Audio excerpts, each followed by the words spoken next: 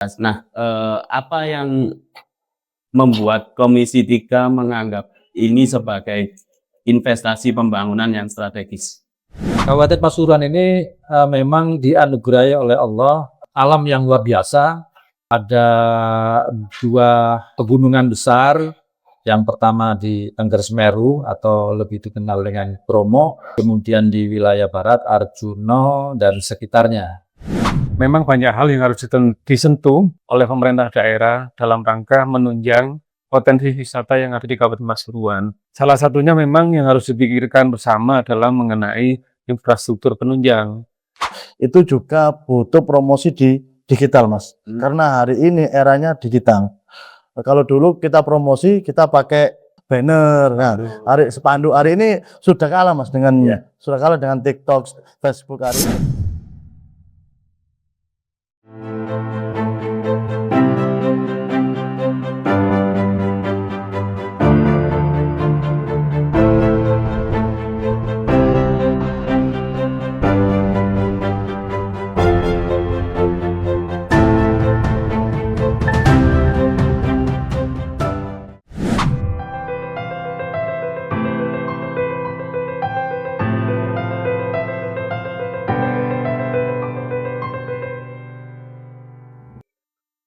Assalamualaikum warahmatullahi wabarakatuh. Waalaikumsalam warahmatullahi wabarakatuh. Berjumpa lagi dengan saya, Revol Afkar, di program Podcast Jawara, Jagongan Wakil Rakyat. Kali ini saya berada di wisata Kampung Mangga, Desa Oro-Oro Mbokulon, Kecamatan Rembang, Kabupaten Pasuruan. Sesuai lokasi podcast kali ini, kita akan membahas tema yang sangat menarik, yaitu membangun ekonomi desa dengan fokus membedah potensi wisata edukasi di Kabupaten Pasuruan. Kita tahu Pasuruan bukan hanya soal industri, bukan hanya soal santri dan pesantren, tapi juga kekayaan alam yang luar biasa, mulai dari pegunungannya, perkebunan, hingga pesisir. Nah, Pasuruan juga menyimpan potensi wisata edukasi yang luar biasa. Namun sejauh mana potensi ini sudah tergarap?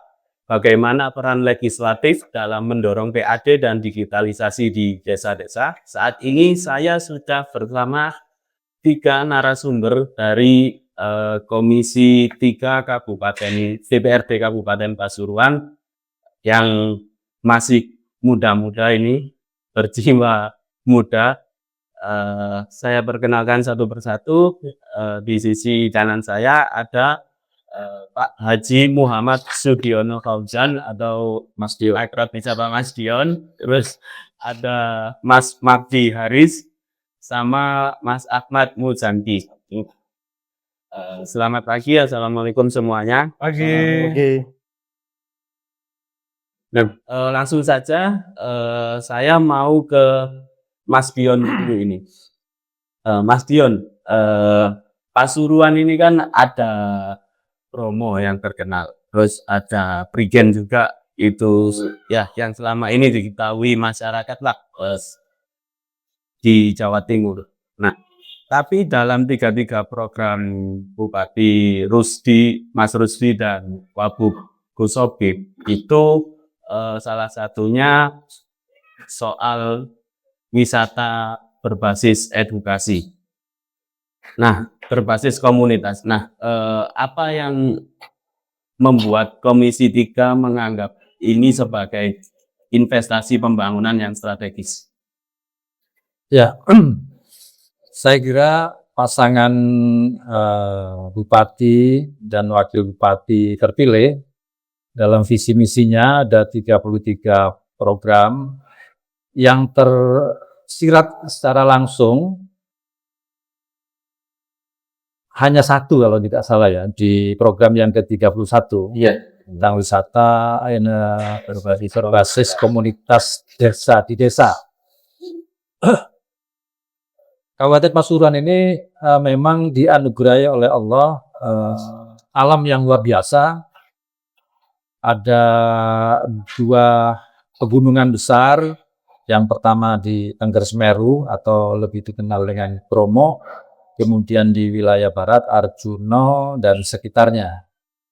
Anugerah ini banyak sekali manfaatnya untuk kita semua, khususnya masyarakat Kabupaten Pasuruan, di samping keindahan alamnya yang bisa dikelola, tapi juga potensi-potensi lain, termasuk potensi sumber daya air yang melimpah dan luar biasa.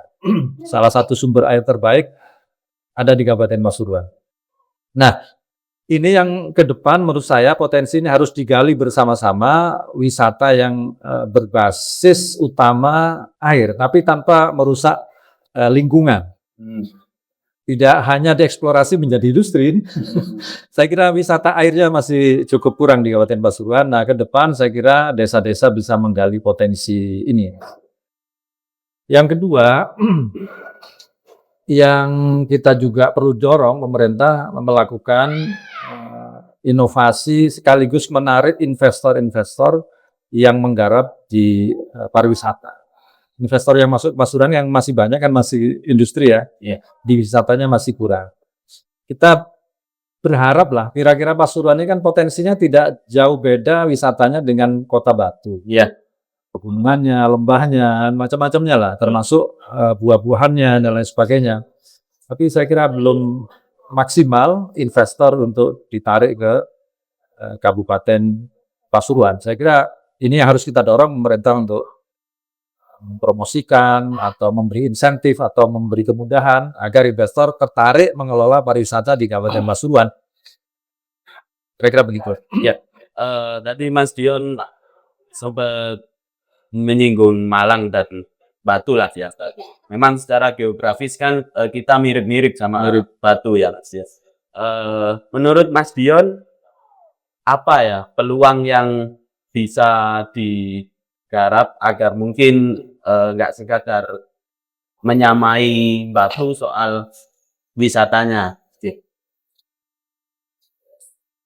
Saya tertarik terhadap pengelolaan sumber daya air yang kita miliki. Sehingga sumber daya air kita yang potensinya luar biasa tidak hanya dieksplorasi untuk industri, air minum misalnya, tapi bisa juga dikelola untuk pariwisata yang itu di Batu saya kira Anda punya. Sumber airnya masih bagus di Kabupaten Pasuruan. Kita punya Banyu Biru, punya Umbulan, dan sepanjang jalur Bromo sampai Arjuna ini juga pusat cekungan yang di situ airnya sangat berlimpah. Tapi selama ini masih dieksplorasi hanya untuk isi air mineral. Saya kira perlu digali untuk industri pariwisata yang berbasis air. Kira-kira begitu. Ya, jadi sebenarnya rancangan itu sudah ada ya Mas, tinggal eksekusinya. Ya, tinggal mendorong pemerintah daerah fokus kira-kira yang bisa ditangani pemerintah, bisa disupport oleh pemerintah daerah kepada desa, maupun yang bisa dilakukan oleh investor. Nah, keseriusan itu nanti kita dorong pemerintah, kita support melalui anggaran juga, agar desa-desa yang punya potensi wisata berbasis air, yang melimpah, dan berbasis alam yang bagus, bisa disupport melalui APBD dengan bantuan keuangan misalkan, secara khusus bisa kita support secara maksimal. Tidak hanya sekedar bantuan keuangan yang pokoknya semua dikasih, tapi kita berbasis potensi desa untuk wisata. Kalau misalkan desa A punya potensi wisata air yang luar biasa atau wisata alam yang luar biasa, kita support. Tidak hanya sekedar memberi BKK biar rata. Kemarin kan ada wacana tiap desa mau dikasih bantuan keuangan sekian. Menurut saya sendiri kurang pas. Jadi tidak harus sama, tapi harus berbasis potensi dan kebutuhan dan keunggulan desa. Baik, jadi mungkin tetap ada BKD tapi menyesuaikan potensinya itu, Mas. Ya, menurut saya harus menyesuaikan dengan potensi di desa dan kebutuhannya. Misalkan di desa itu tidak punya potensi sama sekali, ya kan nggak mungkin disupport. Misalnya tanah garing, terus ini ada sopo, mungkin bukan wisata tambangnya. Di daerah dapilnya Mas Ujang ini. Baik, saya ke Mas Mahdi. Mas, dari potensi atau pengembangan wisata ini, apa upaya dari Komisi 3 untuk mengawal atau menunjang pengembangan wisata? Karena kan bagaimanapun sarana infrastruktur itu kan salah satu hal yang penting untuk pengembangan wisata. Terutama infrastruktur ya, kalau jalan wisatawan lewat mau menuju wisata kalau jalannya rusak kan nanti juga kapok juga kadang-kadang gitu. Menurut Mas Mati gimana? Baik, terima kasih saya sampaikan salam hormat saya kepada Mas Dion selaku senior, juga rekan kami Mas Mujangki. Kebetulan kami di Komisi 3 mulai tahun 2019, jadi sudah hampir 6 tahun kami membidangi terkait pariwisata. Memang banyak hal yang harus disentuh oleh pemerintah daerah dalam rangka menunjang ataupun meningkatkan potensi wisata yang ada di Kabupaten Pasuruan. Salah satunya memang yang harus dipikirkan bersama adalah mengenai infrastruktur penunjang. Baik wisata itu adalah wisata alam ataupun wisata buatan.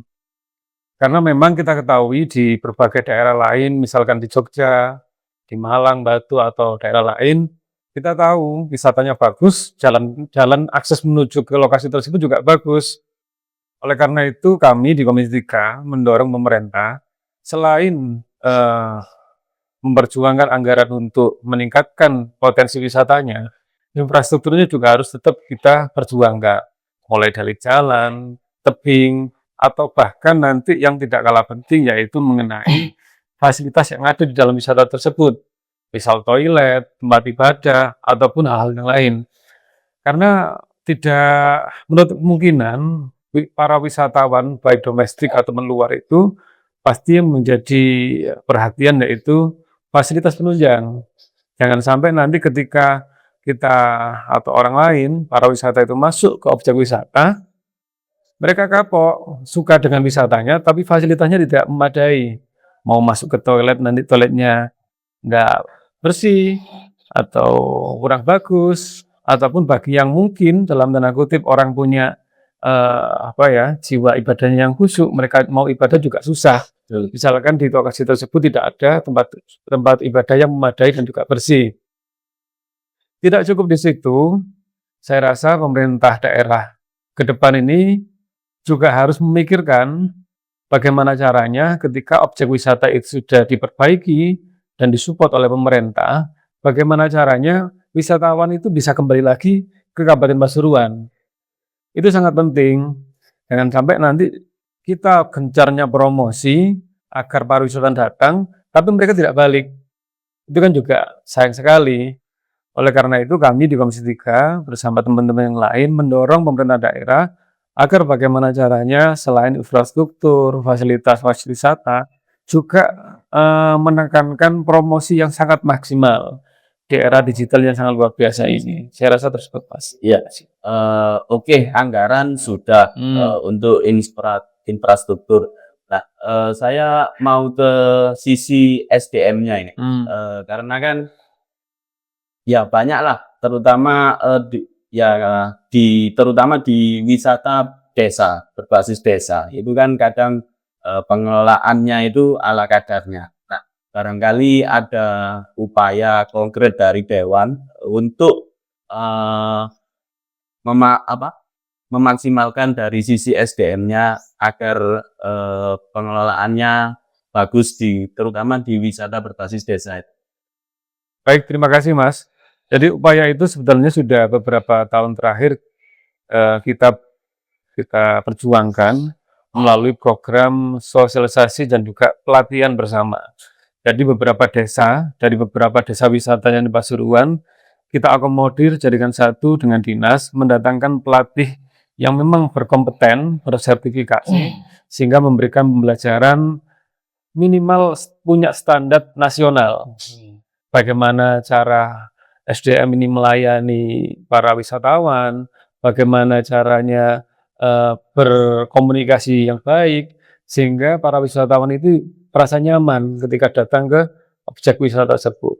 Dan juga tidak kalah penting, dalam pelatihan itu kami sisipkan bagaimana caranya para pelaku objek wisata ini bisa berkreasi memberikan iklan atau promosi di wilayahnya masing-masing. Karena percuma misalkan kita mau bikin suatu lokasi desa wisata, tanpa promosi yang baik. Nah, itu juga tidak bisa sembarangan.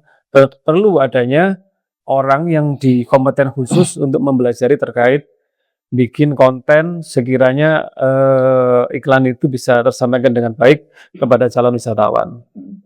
Nah,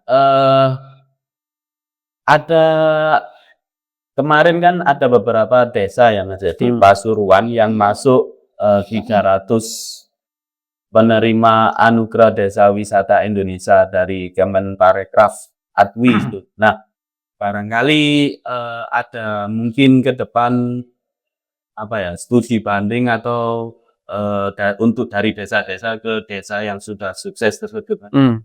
Hal itu tidak menutup kemungkinan, Mas, karena selain menambah wawasan, juga penting sekiranya desa-desa wisata yang ada di Pasuruan ini meningkatkan pola berpikir mereka. Sehingga nanti ke depan antar desa wisata yang ada di Kabupaten Pasuruan bisa bersaing dengan sehat. Sehingga memaksimalkan wisatanya di masing-masing daerah. Tentu itu salah satu ide yang baik. Ketika memang nanti ada anggaran yang mencukupi, kami akan support sehingga teman-teman pelaku wisata ini bisa studi banding di wisata yang memang terbaik di wilayah lain. Terima kasih. Ya, saya ke Mas Jangki ini sekarang. Ya, Mas, tadi infrastruktur sudah kita bahas. Nah, tapi kita tahu di Pasuruan ini kan kondisi geografisnya kan banyak pegunungan. Nah, di sisi lain wisata edukasi itu butuh konten digital. Nah, bagaimana Komisi 3 mendukung infrastruktur jaringan di daerah wisata ini? Siap, terima kasih Mas. Mungkin saya sampaikan, kalau kita melihat di Pasuruan ada pegunungan dan pesisir, apalagi rumah saya sendiri pegunungan, Mas. Emang banyak wisata hari ini saya melihat kalau kita keluar kota, emang hari ini banyak promosi yang paling banyak itu di media sosial, di Instagram, terus di Facebook atau di TikTok itu paling banyak. Hari ini terkait masalah edukasi, terkait masalah digital, emang wisata itu harus kita kenalkan melalui promosi digital dulu. Terus satu memadai karena hari ini banyak orang wisata itu mungkin di tempat wisata harus menyediakan kuris karena hari ini kan jarang orang memakai uang cash ya hari ini. Terus yang kedua, apalagi kalau kita melihat di daerah Nongjajar, Nongjajar itu ada sana kampung susu, yaitu mengelola cara edukasi wisata, cara pengelolaan susu, mulai dari susu yang habis diperah dari sapi, sehingga dikelola menjadi susu rasa-rasa, ada yang stroberi, terus ada yang coklat, sehingga langsung pemasaran. Itu juga butuh promosi di digital, Mas. Karena hari ini eranya digital. Kalau dulu kita promosi, kita pakai banner. Nah, spanduk hari ini sudah kalah, Mas, sudah kalah dengan TikTok, Facebook hari ini. Makanya kita Komisi 3 tetap mendukung. Artinya dengan program Mas Bupati dan Gus Wagub untuk 24 desa wisata harus punya hotspot, harus punya wifi sehingga memudahkan orang promosi, Mas. Hari ini kalau kita melihat SDM-nya daerah atas, Mas, daerah atas itu kurang terkait kurang berdigitalisasi, Mas. Wisata sana itu cuma hari ini banyak wisata. Kalau Gen Z, saya juga kan termasuk Gen Z ya. Nah, Gen Z itu yang penting viral, Mas. Iya, betul. Nah, viral artinya kita bikin wisata di desa perlu kita pertimbangkan hari ini musimnya apa. Hari ini kan orang itu datang ke wisata, spot foto itu yang utama. Terus tadi saya sampaikan Mas Dion, alam kan banyak spot foto alam, dan juga alam jadi katakan Mas Dion jangan merusak alam. Nah, hari ini Mas, seperti daerah Nongjajar banyak kafe-kafe yang viral. Artinya juga banyak yang kafe viral sesaat, kalau bilang setelah viral baru gulung tikar. Nah, ini menjadi PR kita bersama. Apa mereka sampai setelah viral terus gulung tikar, ini menjadi PR kita bersama. Kita sebagai di Komisi 3 di Departemen Pasuruan, lah kita mencari Kenapa mereka kok setelah viral, setelah itu apa, sebabnya ini apa? Mungkin kita harus sering belajar ke mungkin kalau kita belajar harus belajar ke Malang atau ke Batu karena di Malang Batu adalah kota wisata, gitu Mas. Terus harus memadai juga terkait masalah tadi hotspot, mungkin WiFi kalau sudah di daerah Bungkuna mungkin hampir tiap rumah sudah punya. Tapi kan untuk mengenalkan cara kita, contohnya di daerah Puspa Mas, Puspa itu banyak ada pengelolaan kopi. Orang kan masih belum tahu kalau kopi itu Puspa juga punya pengelolaan kopi, di sana dikelola oleh teman-teman KTNA, terus di sana ada BUMDes membuat keripik karena di sana di wilayah Puspa adalah penghasil kentang, di sana juga ada pengelolaan keripik. Lah, tergantung kita membantu teman-teman di desa untuk mempromosikan di media itu, Mas. Mungkin itu. Ya, oke. Menarik ini Mas Janggi soal wisata viral dulu baru banyak yang dikunjungi. Ya, saya pun gitu, lihat di TikTok ada wisata yang menarik, bagus, jadi pengen akhirnya kunjungan ke sana. Tapi gini Mas Janggi, kalau ngomong wisata desa, itu kan rata-rata, ya nggak rata-rata, mungkin sebagian masih gagap teknologi, ya kan? Ada nggak langkah konkret dari Dewan untuk mengadakan pelatihan bagi mungkin Popdarwisnya, Karang Tarunanya, agar mereka paham cara membuat konten, paham cara memviralkan wisatanya, potensinya, peluang di desanya, gitu. Ada nggak? Siap Mas, saya sampaikan. Terima kasih Mas. Mungkin di desa kan ada Popdarwis. Ya, Popdarwis harus bisa kerjasama dengan pemerintah juga harus bisa menggandeng Popdarwis. Baik pun ya di desa juga. Kita perlu Mas, memang perlu kita sosialisasi terkait masalah edukasi ya. Edukasi ke teman-teman yang mau bikin wisata di desa untuk cara promosi di media sosial, terus cara bikin konten kreator, dan kalau perlu ya kita mengundang teman-teman influencer yang terkenal atau di TikToknya ada berapa, view-nya berapa, itu kita, karena hari ini kan mereka, saya sendiri ya, kalau saya sendiri cari makanan mesti cari di TikTok apa yang viral. Kalau di Batu, kalau Jogja apa yang viral, kan kebanyakan hari ini kan itu Mas, yang kita hari ini kita mencari edukasi wisata itu, penginapan wisata itu melalui TikTok hari ini. Sangat, saya bilang sangat perlu lah sangat perlu Mas, itu menunjang awal dasar untuk mengenalkan promosi di desa-desa Mas, biar orang desa itu bahwa IT memang betul-betul kita butuhkan. Dengan kemajuan hari ini kan kita harus bisa mengikuti kemajuan modern Mas itu. Nah, untuk pelatihan atau pengembangan potensi wisata di desa ya, di Pasuruan ini kan banyak industri, banyak pabrik, banyak perusahaan lah. Selama ini ada nggak Mas program CSR yang dimanfaatkan untuk pengembangan di sektor wisata? Ada Mas, banyak yang CSR ke desa-desa. Biasanya wujudkan dalam bentuk apa? Mungkin bantuan fasilitas di wisata Mas, terus bantuan infrastrukturnya di wisata Mas, itu Mas. Jadi lebih ke infrastruktur ya. Untuk yang ke pelatihan belum ada. Masih belum ada. Bisa didorong. Mungkin dari Dinas Pariwisata harus bisa mengadakan sosialisasi atau mengajak teman-teman pegiat wisata, apalagi mungkin perwakilan dari Popdarwis dari masing-masing desa untuk dikasih awalan dulu. Oke. Saya mau ke Mas Dion lagi, Mas. Lanjut ya. Ya. Wisata ini kan untuk dari sisi PAD-nya itu kan memang terbilang minim.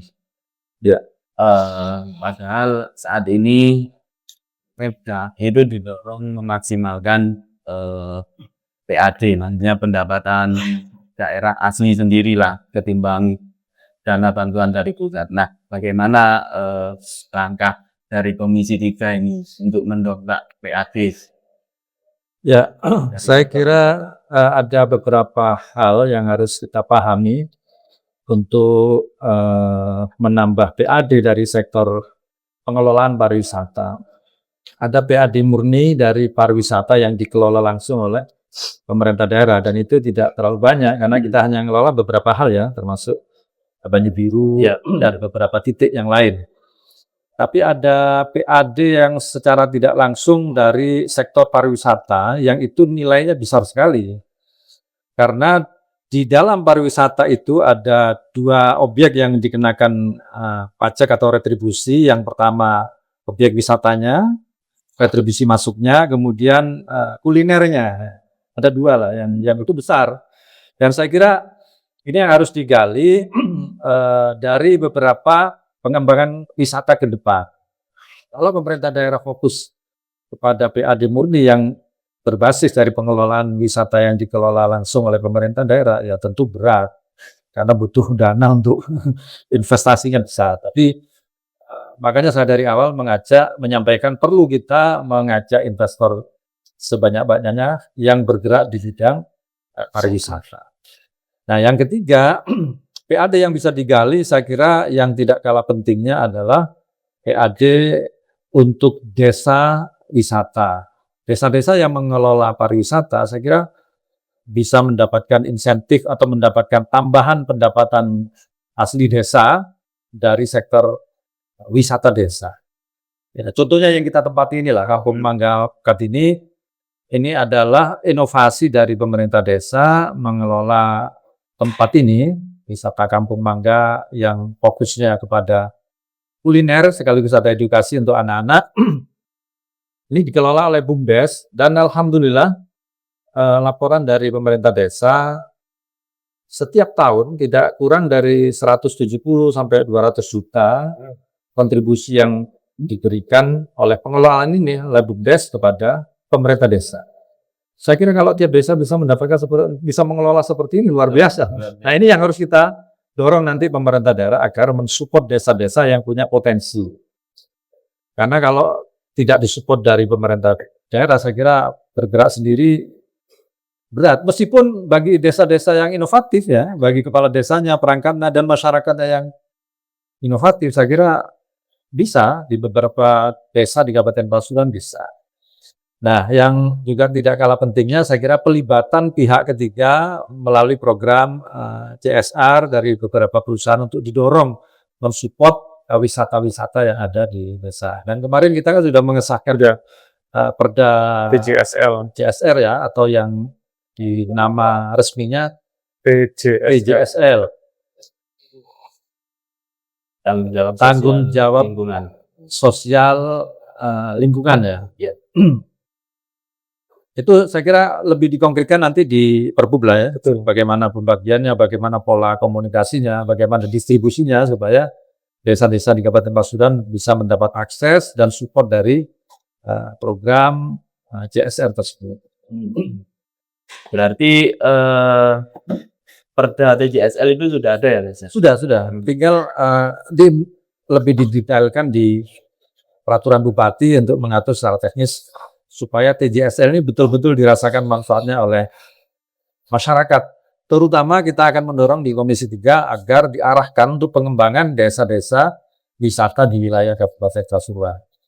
Karena kita tahu, secara umum sudah tahu lah, dana hari ini kita banyak ditarik ke pusat. Ya. Ini kita harus betul-betul mencari terobosan, cari inovasi supaya PAD kita dari berbagai sektor bisa tambah, bisa naik.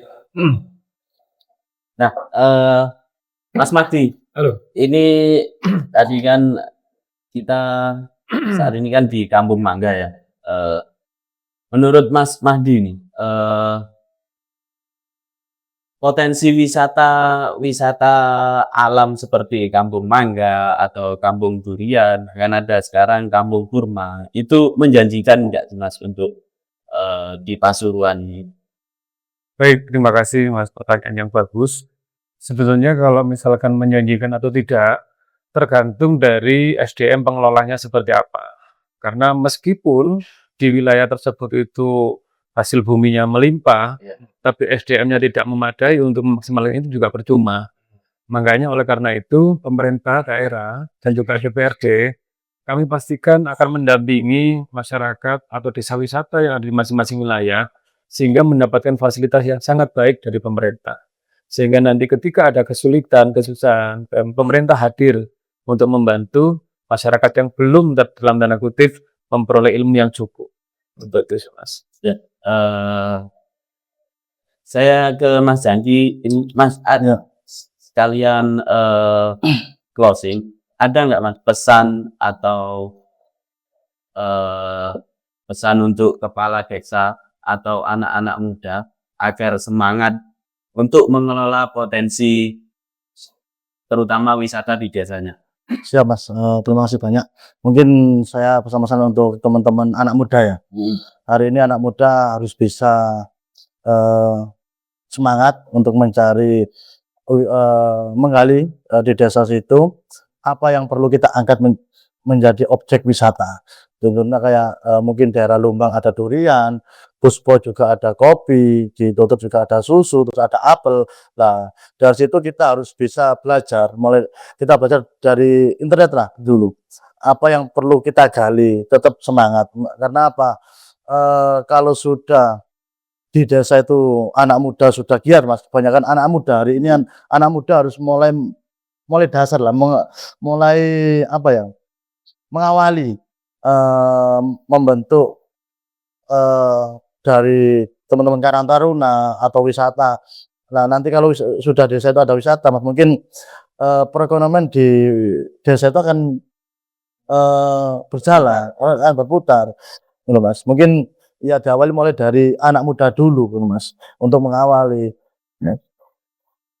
Ya, Mas nanti barangkali bisa menambahkan soal tadi kan sudah disampaikan Mas Janji bahwa semangat untuk membangun desa melalui jalur wisata itu kan perlu peran dari anak muda. Nah, saya mau tanya soal peran BUMDesnya selama ini, Mas.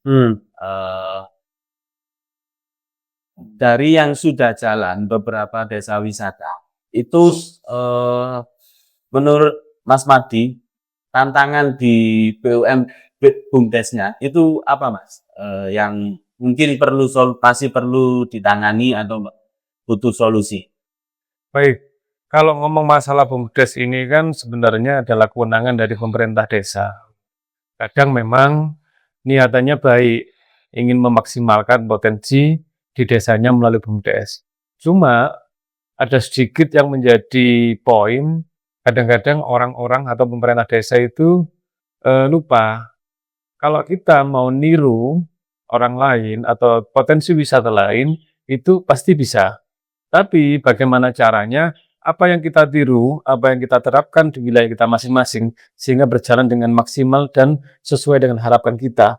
Itu yang harus kita pikirkan bersama.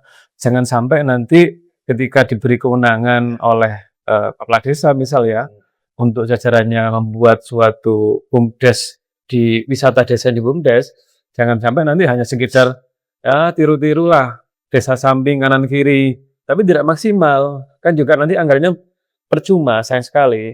Oleh karena itu sebelum nanti misalkan ada desa atau wilayah mau membuka objek wisata atau meningkatkan potensi wisatanya, betul-betul harus dipertimbangkan, minimal juga harus ada studinya, ada apa istilahnya itu dokumennya yang memadai, SDM-nya juga yang memadai, sehingga ketika nanti memulai suatu usaha itu bisa berjalan dengan baik, sehingga menghasilkan sesuai yang diharapkan. Terima kasih. Yes. Baik, luar biasa sekali perbincangan kita hari ini. Dari obrolan tadi, saya bisa mengambil benang merah bahwa membangun ekonomi desa melalui pariwisata di Kabupaten Pasuruan bukan hanya soal memoles pemandangan alam, tapi juga butuh kolaborasi semua pihak. Nah, di sini DPRD Kabupaten Pasuruan siap menjembatani semua pihak, mulai dari Pemdes, dari segi BUMDesnya juga, termasuk anak-anak mudanya. kelompok Darwis untuk berkolaborasi dengan Pemda dalam mengembangkan wisata di Kabupaten Pasuruan. Terima kasih kepada 3 narasumber dari Komisi 3, Mas Dion, Mas Mahdi, dan Mas Jangki atas semangatnya untuk membangun wisata di desa. Nah, saya Revol Afkar pamit undur diri. Kita berjumpa lagi di podcast Jawara selanjutnya. Wallahul muwaffiq ila aqwamit thoriq. Wassalamualaikum warahmatullahi wabarakatuh. Waalaikumsalam warahmatullahi wabarakatuh.